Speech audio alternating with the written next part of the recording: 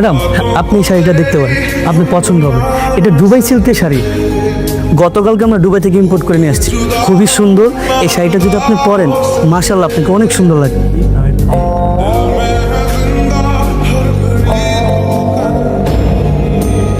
না না না জীবনও দুবার শাড়ি বোন। হু আর ইউ?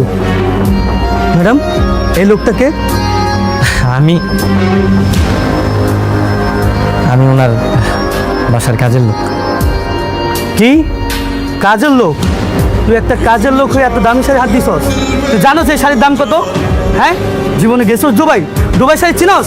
আমার মনে হইলো, আমার মন করতেছে এটা জীবনও দুবার শাড়ি হবো না। এটা বড় জোর গুলিস্তানের শাড়ি হতে পারে। কাপড়টা দেখে তো হয়েছে কেমন কেরমেরা মনে হতেছে কাপড়। তোর তো সাহস কম না? ম্যাডাম, এসব ফকিন্নির বাচ্চাদেরকে কেন আপনার সাথে করে নিয়ে আসেন? হ্যাঁ, ওর জন্য তো আমার সবার মান সম্মান সব চলে যাচ্ছে। ও আমার দুবাই সিল্কের শাড়িকে বলতেছে ক্যারমেরা গুলিস্তানের শাড়ি। ম্যাডাম, এই লোক মিথ্যা কথা কইতেছে, এটা দুবার শাড়ি না, বুঝছেন? আর ডব মারতেছে, চলেন আমরা অন্য অন্য দোকান দেখি। কিসে? আমি ড্রপ মারতেছি মানে?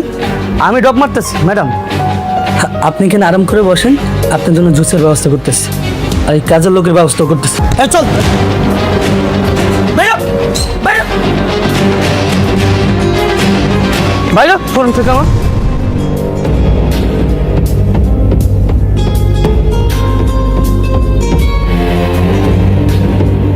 ফকিন্নির বাচ্চা, তোরে যেন আজকের পর থেকে এই শোরুমের সামনে না দেখি। তোদের মতন ফকিন্নিরে ভিতরে ঢুকতে দেওয়াই উচিত না। আপনাকে ধাক্কা দিয়ে ফেলে দিলেন কেন? ওরা ধাক্কা দিয়ে ফেলে দিচ্ছি, বেশ করছি। বেশ করেছি।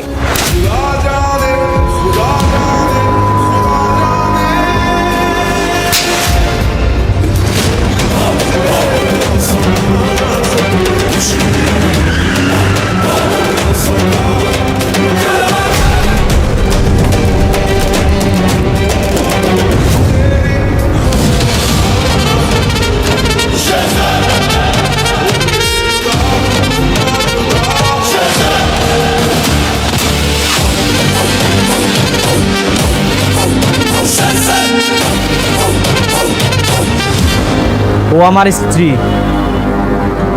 ওর গায়ে কেউ হাত তুললে একদম জানে মেরা দিমু।